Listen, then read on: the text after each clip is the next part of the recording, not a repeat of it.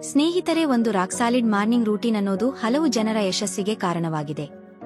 ಅನೇಕ ಬಗೆಯ ಖಿನ್ನತೆ, ಆತಂಕ, ಬೇಸರ ಇವೆಲ್ಲವನ್ನ ದೂರ ಮಾಡಲು ಸಹಾಯ ಮಾಡುವುದು ಒಂದು ಉತ್ತಮ ಬೆಳಗಿನ ದಿನಚರಿ. ಜಾನ್ ಡೈಡನ್ ಅವರ ಪ್ರಕಾರ, we first make our habits and then our habits makers. ನಾವು ಮೊದಲು ನಮ್ಮ ಅಭ್ಯಾಸಗಳನ್ನು ಮಾಡಿಕೊಳ್ಳುತ್ತೇವೆ, ತದನಂತರ ನಮ್ಮ ಅಭ್ಯಾಸಗಳೇ ನಮ್ಮನ್ನು ರೂಪಿಸುತ್ತವೆ ಎಂದು ಇಂದು ನಾವು ಈ ವಿಡಿಯೋದಲ್ಲಿ ತಿಳಿಸುತ್ತಿರುವ ಕೆಲವೊಂದಿಷ್ಟು ಬೆಳಗಿನ ದಿನಚರಿ ನಿಮ್ಮ ಜೀವನಕ್ಕೆ ಅತ್ಯಂತ ಸಹಾಯಕಾರಿಯಾಗಲಿದೆ. ಇವನ್ನ ಅಳವಡಿಸಿಕೊಂಡು ಉತ್ತಮ ಯಶಸ್ಸನ್ನ ಕಾಣಬಹುದು.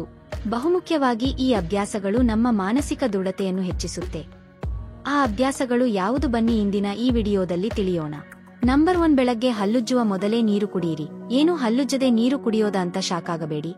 ವೈಜ್ಞಾನಿಕ ರಿಸರ್ಚ್ಗಳ ಪ್ರಕಾರ ಎದ್ದ ಕೂಡಲೇ ಹಲ್ಲು ಉಜ್ಜದೆಯೇ ನೀರು ಸೇವಿಸುವುದರಿಂದ ಅನೇಕ ಆರೋಗ್ಯ ಬೆನಿಫಿಟ್ಸ್ ಇವೆ ಅಂತ ಸಾಬೀತಾಗಿದೆ.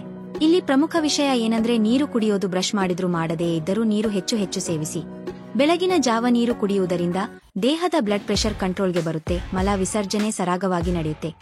ನೀರನ್ನ ಕೇವಲ ಬೆಳಗಿನ ಸಮಯದಲ್ಲಿ ಮಾತ್ರವಲ್ಲದೆ ಇಡೀ ದಿನ ಹೆಚ್ಚಾಗಿ ಸೇವಿಸಬೇಕು. ದೇಹದಲ್ಲಿ ನೀರಿನ ಅಂಶ ಇರಲೇಬೇಕು. ಹಾಗಾಗಿ ನೀರು ಕುಡಿಯುವುದನ್ನ ನಿಮ್ಮ ದಿನನಿತ್ಯದ ಅಭ್ಯಾಸಗಳಲ್ಲಿ ಒಂದಾಗಿ ಮಾಡಿಕೊಳ್ಳಿ. ನಂಬರ್ 2, ಪ್ರಾಬಲ್ಯ ಕಡಿಮೆ ಇರುವ ಕೈಯಿಂದ ಹಲ್ಲುಜ್ಜಿ. ನೀವು ಕೆಲಸ ಮಾಡಲು ಹೆಚ್ಚು ಬಲಗೈ ಬಳಸುವರಾಗಿದ್ರೆ ಎದ್ದ ಮೇಲೆ ಹಲ್ಲುಜ್ಜಲು ಎಡಗೈಯನ್ನು ಬಳಸಿ. ನೀವು ಎಡಗೈಯನ್ನು ಹೆಚ್ಚು ಬಳಸುವರಾದರೆ ಬ್ರಷ್ ಮಾಡಲು ಬಲಗೈಯನ್ನು ಬಳಸಿ. ಹೀಗೆ ಮಾಡುವುದರಿಂದ ಬ್ರೈನ್ನ ಸೆಲ್ಗಳು ಆಕ್ಟಿವೇಟ್ ಆಗುತ್ತವೆ ಮತ್ತು ಬ್ರೈನ್ಗೆ ಕಲಿಯಲು ಹೊಸ ವಿಷಯ ಸಿಕ್ಕಂತಾಗುತ್ತದೆ. ಇದರಿಂದ ಬ್ರೈನ್ ಚುರುಕಾಗಿರುತ್ತೆ. ಹೊಸ ಕಲಿಕೆಯೊಂದು ಪ್ರಾರಂಭವಾದಾಗ ಬ್ರೈನ್ನಲ್ಲಿ ಹೊಸ ನ್ಯೂರಾನ್ ಪಾತ್ವೇಗಳು ಸೃಷ್ಟಿಯಾಗುತ್ತವೆ. ಇದನ್ನ ಒಮ್ಮೆ ಟ್ರೈ ಮಾಡಿ ನೋಡಿ. 3ನೇಯದು, ಮೇಕ್ ಯುವರ್ ಬೆಡ್, ಅಂದರೆ ನಿಮ್ಮ ಹಾಸಿಗೆಯನ್ನ ಸಿದ್ಧಗೊಳಿಸಿ. ಇದು ಕೇಳುವುದಕ್ಕೆ ಅತ್ಯಂತ ಚಿಕ್ಕ ಕೆಲಸ ಅಂತ ಅನಿಸಬಹುದು, ಆದರೆ ಇದು ನಿಮ್ಮ ಮನಸ್ಸಿಗೆ ನೀಡುವ ಪರಿಣಾಮ ಬಲು ದೊಡ್ಡದು. ಎದ್ದ ಕೂಡಲೇ ಹಾಸಿಗೆಯನ್ನ ಒಮ್ಮೆ ಕೊಡವಿ, ಹೊದ್ದ ಹೊದಿಕೆಯನ್ನ ಕೊಡವಿ, ಮಡಚಿಟ್ಟು ದಿಂಬುಗಳನ್ನ ಅವುಗಳ ಜಾಗಕ್ಕೆ ಜೋಡಿಸಿಡಿ. ಎದ್ದ ಕೂಡಲೇ ಈ ಪುಟ್ಟ ಕೆಲಸ ಮಾಡಿ. ತದನಂತರ ನಿಮ್ಮ ಮನಸ್ಸಲ್ಲೊಂದು ಪಾಸಿಟಿವ್ ಭಾವ ಬರುತ್ತದೆ. ಅಸ್ತವ್ಯಸ್ತವಾಗಿದ್ದನ್ನ ಸರಿಮಾಡಿದೆ ಎಂಬ ಪ್ರಶಂಸಾ ಭಾವದಿಂದ ನಿಮ್ಮ ದಿನ ಪ್ರಾರಂಭವಾಗುತ್ತದೆ. 4ನೇದು, ದೇಹ ದಂಡನೆ ಅಥವಾ ದೈಹಿಕ ಶ್ರಮ.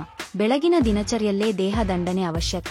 ಯೋಗ, ಎಕ್ಸರ್ಸೈಜ್ ಅಥವಾ gym workout, running, walking, cycling ಇವುಗಳಲ್ಲಿ ಯಾವುದಾದರೂ ಅಳವಡಿಸಿಕೊಂಡು ದೇಹವನ್ನು ದಂಡಿಸಬೇಕು. ಒಂದು ಕಾಲದಲ್ಲಿ ದೇಹ ಪಡುವ ಕಷ್ಟದ ಅನುಸಾರವೇ ಇರಲು ಮನೆ ತಿನ್ನಲು ಆಹಾರ ದೊರೆಯುತ್ತಿತ್ತು. ಆದರೆ ಈಗ ಬೆರಳುತ್ತೆಯಲ್ಲಿ ಬೇಕಿದ್ದೆಲ್ಲ ಸಿಗುವ ಕಾಲ ಬಂದಿದೆ. ಯಾರಿಗೂ ಹೆಚ್ಚು ಕಷ್ಟಪಡುವ ಅಗತ್ಯವಿಲ್ಲ. ಹಣ ಸಂಪಾದನೆಯ ಕೆಲಸವು ಲ್ಯಾಪ್ಟಾಪ್, ಕಂಪ್ಯೂಟರ್ನ ಮುಂದಿದೆ. ಹೆಚ್ಚು ದೈಹಿಕ ಶ್ರಮದ ಅಗತ್ಯವಿಲ್ಲದೆಯೇ ಜೀವನ ಸಾಗುತ್ತಿದೆ. ದೇಹಕ್ಕೆ ಹೆಚ್ಚು ಚಲನೆ ಇಲ್ಲದಿದ್ದಾಗ ಮೆದುಳು ಮಂದವಾಗುತ್ತದೆ. ಇದರಿಂದ ದೇಹವು ವೀಕ್ ಆಗುತ್ತದೆ. ಹಾಗಾಗಿಯೇ ಸ್ಥಾವರ ಕಳಿಯುಂಟು, ಜಂಗಮ ಕಳಿವಿಲ್ಲ ಅನ್ನೋದು ಚಲಿಸದೆ ಒಂದೆಡೆ ಫಿಕ್ಸ್ ಆದರೆ ಅಳಿವು ಖಂಡಿತ. ಹಾಗಾಗಿ ಬೆಳಗಿನ ಸಮಯದಲ್ಲಿ ದೇಹದಂಡ, ಬೆಳಗಿನ ಸಮಯದಲ್ಲಿ ಮಾಡುವ ವರ್ಕೌಟ್, ಯೋಗ, ಎಕ್ಸರ್ಸೈಜ್ ಉತ್ತಮ ಫಲಿತಾಂಶ ನೀಡುತ್ತದೆ. ನಿಮ್ಮ ಮೈಂಡ್ ಫ್ರೆಶ್ ಆಗುತ್ತದೆ, ದೇಹಕ್ಕೆ ಹೊಸ ಎನರ್ಜಿ ದೊರೆಯುತ್ತೆ, ಇಡೀ ದಿನ ಚೈತನ್ಯದಿಂದ ಕಳೆಯಬಹುದು.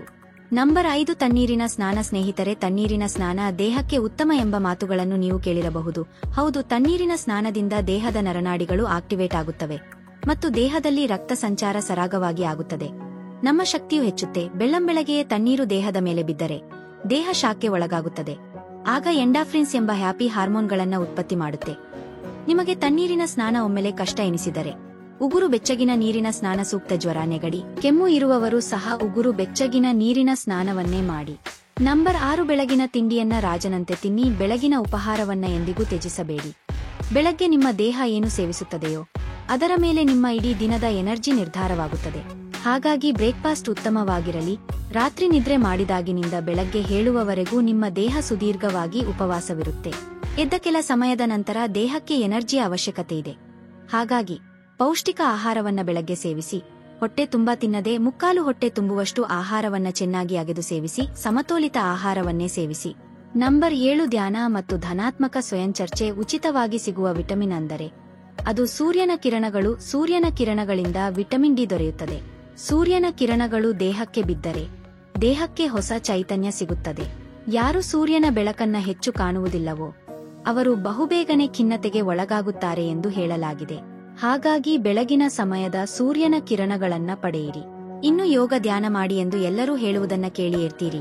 ತಮ್ಮ ದಿನನಿತ್ಯದ ಅಭ್ಯಾಸಗಳಲ್ಲಿ ಧನಾತ್ಮಕ ಬದಲಾವಣೆ ತರಲು ಇಚ್ಛಿಸುವವರು ಮೊದಲು ಪ್ರಾರಂಭ ಮಾಡುವುದು ಯೋಗ ಮತ್ತು ಧ್ಯಾನವನ್ನ. ಬೆಳಗಿನ ಸಮಯವನ್ನು ಧ್ಯಾನದಿಂದ ಪ್ರಾರಂಭಿಸಿದರೆ ಹೊಸದೊಂದು ಲೋಕಕ್ಕೆ ಕಾಲಿಟ್ಟ ಅನುಭವ ನಿಮ್ಮದಾಗುತ್ತದೆ. ಅಷ್ಟೇ ಅಲ್ಲದೆ ನಿಮ್ಮ ಲಿಮಿಟ್ಸ್ ಅನ್ನ ಮೀರಿ ಬೆಳೆಯುವ ಮಾನಸಿಕ ಶಕ್ತಿ ನಿಮಗೆ ದೊರೆಯುತ್ತದೆ. ಚಂಚಲ ಮನಸ್ಥಿತಿ, ಗೊಂದಲಗಳೆಲ್ಲ ದೂರವಾಗಿ ಮನಸ್ಸು ಅಚಲವಾಗಿ ಒಂದೆಡೆ ಕೇಂದ್ರೀಕೃತಗೊಳ್ಳಲು ಧ್ಯಾನ ಸಹಾಯ ಮಾಡುತ್ತದೆ. ನಿಮ್ಮೊಳಗಿರುವ ನಿಮ್ಮನ್ನು ಅರಿಯಲು ಧ್ಯಾನ ಸಹಾಯ ಮಾಡುತ್ತದೆ. ಆರೋಗ್ಯವಾಗಿರಲು ಬೇಕಾಗಿರುವುದು ಇಮ್ಯುನಿಟಿ, ಅಂದರೆ ರೋಗನಿರೋಧಕ ಶಕ್ತಿ. ಧ್ಯಾನದಿಂದ ಇಮ್ಯುನಿಟಿ ಹೆಚ್ಚುತ್ತೆ. ಧ್ಯಾನದಿಂದ ನಿಮ್ಮ ಮಾನಸಿಕ ಶಕ್ತಿ ಹೆಚ್ಚುತ್ತೆ. ಕಾಯಿಲೆಗಳಿಂದ ದೂರವಿರಲು ಧ್ಯಾನ ಕೂಡ ಸಹಾಯ ಮಾಡುತ್ತೆ. ಭಾವನಾತ್ಮಕ ಸಮತೋಲನ ಅನ್ನೋದು ಪ್ರತಿಯೊಬ್ಬ ಮನುಷ್ಯನಿಗೂ ಮುಖ್ಯವಾದದ್ದು. ಪ್ರತಿಯೊಬ್ಬರಿಗೂ ಜೀವನದಲ್ಲಿ ಒಂದಲ್ಲ ಒಂದು ಗುರಿ ಇದ್ದೇ ಇರುತ್ತೆ. ಗುರಿ ಇಲ್ಲದ ಮನುಷ್ಯ ರೆಕ್ಕೆ ಇಲ್ಲದ ಪಕ್ಷಿಯಂತೆ ಎಂಬ ಮಾತಿದೆ. ಪ್ರತಿದಿನ ಕೊಂಚ ಸಮಯವಾದರೂ ನಿಮ್ಮೊಡನೆ ನೀವು ಧನಾತ್ಮಕ ಮಾತುಗಳನ್ನು ಆಡಿ. ಇದರಿಂದ ನಿಮ್ಮಲ್ಲಿ ಭಾವನಾತ್ಮಕ ಸಮತೋಲನ ಹೆಚ್ಚುತ್ತೆ ಮತ್ತು ಏನನ್ನ ಬೇಕಾದರೂ ಸಾಧಿಸುವ ಆತ್ಮವಿಶ್ವಾಸ ಬೆಳೆಯುತ್ತೆ. ನನ್ನಿಂದ ಮರುದಿನ ಹೆಜ್ಜೆ ಇಡಲು ಆಗುತ್ತಿಲ್ಲ ಎಂಬ ಸಂದರ್ಭ ನಿಮಗೆ ಬಂದಾಗ ನಿನ್ನಿಂದ ಇದು ಸಾಧ್ಯವಾಗುತ್ತದೆ. ಮುನ್ನುಗ್ಗು ಎಂಬ ಸಂದೇಶವನ್ನ ನಿಮ್ಮ ಮನಸ್ಸು ನಿಮಗೆ ನೀಡಿ ಹುರಿದುಂಬಿಸುತ್ತದೆ. ಹಾಗಾಗಿ ನಿಮ್ಮ ಬಗ್ಗೆ ನೀವು ಎಂದಿಗೂ ಪಾಸಿಟಿವ್ ಆಗಿಯೇ ಚಿಂತಿಸಿ ಮತ್ತು ನಿಮ್ಮೊಡನೆ ಸದಾ ಪಾಸಿಟಿವ್ ಆಗಿಯೇ ಮಾತನಾಡಿ. ನಂಬರ್ 8, ಉತ್ತಮ ಸಂಗೀತವನ್ನು ಆಲಿಸಿ. ಸಂಗೀತಕ್ಕೆ ಕಾಯಿಲೆಗಳನ್ನು ಗುಣಪಡಿಸುವ ಶಕ್ತಿ ಇದೆ ಎಂಬ ನಂಬಿಕೆ ಇದೆ. ನಿಮ್ಮ ಮೈಮನ ತಣಿಸುವ ಸಂಗೀತವನ್ನ ಬೆಳಗಿನ ಸಮಯ ಆಲಿಸಿ. ಕೆಲವರಿಗೆ ದೇವರ ನಾಮ ಕೀರ್ತನೆಗಳನ್ನು ಕೇಳುವುದು ಇಷ್ಟವಾದರೆ ಕೆಲವರಿಗೆ ಸಿನಿಮಾ ಹಾಡು ಪ್ರಿಯವೆನಿಸುತ್ತೆ. ಆಯ್ಕೆ ನಿಮ್ಮದು. ನಂಬರ್ 9, ಕ್ಲಿಷ್ಟಕರ ಕೆಲಸವನ್ನ ಮೊದಲು ಮಾಡಿ ಮುಗಿಸಿ. ಸಮಯ ನಿರ್ವಹಣೆಯನ್ನು ಅರಿತವರು ಅತ್ಯಂತ ಯಶಸ್ಸು ಕಾಣುತ್ತಾರೆ. ಏನಿದು ಸಮಯ ನಿರ್ವಹಣೆ? 24 ಗಂಟೆಯಲ್ಲಿ ಯಾವಾಗ ಯಾವ ಕೆಲಸ ಮಾಡಬೇಕು ಎಂದು ಸಮಯ ವ್ಯರ್ಥವಾಗದಂತೆ ಪ್ಲಾನ್ ಮಾಡಿ ಮಾಡೋದೇ ಸಮಯ ನಿರ್ವಹಣೆ. ಒಂದು 7 ಮಿನಿಟ್ ಪ್ಲಾನ್ ಅನ್ನ ತಯಾರಿಸಿಕೊಳ್ಳಿ. ಬೆಳಗಿನ ಸಮಯದಲ್ಲಿ 7 ನಿಮಿಷ ವ್ಯಯ ಮಾಡಿ. ಆ ಇಡೀ ದಿನ ಯಾವೆಲ್ಲಾ ಕೆಲಸಗಳನ್ನು ಮಾಡಬೇಕು ಎಂಬುದರ ಪಟ್ಟಿ ತಯಾರಿಸಿಕೊಳ್ಳಿ. ಆ ಪಟ್ಟಿಯಲ್ಲಿ ಯಾವುದು ಅತ್ಯಂತ ಕ್ಲಿಷ್ಟಕರ ಕೆಲಸವಾಗಿರುತ್ತೆ ಅದಕ್ಕೆ ಮೊದಲ ಆದ್ಯತೆ ನೀಡಿ. ಅಂತೆಯೇ ಆ ಕೆಲಸವನ್ನೇ ಮೊದಲು ಮಾಡಿ ಮುಗಿಸಿ. ಉಳಿದ ಕೆಲಸ ಮಾಡಲು ಹೆಚ್ಚು ಸಮಯವೂ ದೊರೆಯುತ್ತದೆ. ಅಂದುಕೊಂಡಂತೆ ಕೆಲಸ ಮಾಡಿದನೆಲ್ಲ ಎಂಬ ಪ್ರಶಂಸನೀಯ ಭಾವ ನಿಮ್ಮಲ್ಲಿ ಮೂಡಿ ನಿಮ್ಮ ಆತ್ಮವಿಶ್ವಾಸ ಇಮ್ಮಡಿಯಾಗುತ್ತೆ. ಮನಸ್ಸಿದ್ದರೆ ಮಾರ್ಗ ಎಂಬುವುದನ್ನು ನೆನಪಿಡಿ. ನೀವು ನಿಮ್ಮ ಬೆಳಗ್ಗೆಯನ್ನ ಜಯಿಸಿದರೆ ಇಡೀ ದಿನವನ್ನ ಜಯಿಸಬಹುದು. ರಾತ್ರಿ ಎಷ್ಟೊತ್ತಾದರೂ ಎದ್ದಿರುತ್ತೇನೆ, ಬೆಳಗ್ಗೆ ಹೇಳುವುದು ಮಾತ್ರ ಕಷ್ಟ ಎಂಬ ಭಾವನೆ ಇದ್ದರೆ ಗೆಲುವು ನಿಮ್ಮಿಂದ ದೂರವೇ ಇರುತ್ತದೆ. ಯಶಸ್ಸು ಎಂದಿಗೂ ಸಾಧಕನ ಸ್ವತ್ತೇ ಹೊರತು ಸೋಮಾರಿಯ ಸ್ವತ್ತಲ್ಲ. ಗುರಿ ಸಾಧಿಸಲು ಬೇಕಿರುವ ಉತ್ತಮ ದಿನಚರ್ಯ ಬಗ್ಗೆ ಮಾಹಿತಿ ನೀಡಿದ್ದೇವೆ. ಪಾಲಿಸುವುದು ನಿಮ್ಮ ಕೈಯಲ್ಲಿದೆ. ವಿಡಿಯೋ ಇಷ್ಟ ಆದರೆ ಲೈಕ್ ಮಾಡಿ ಮತ್ತು ಶೇರ್ ಮಾಡಿ.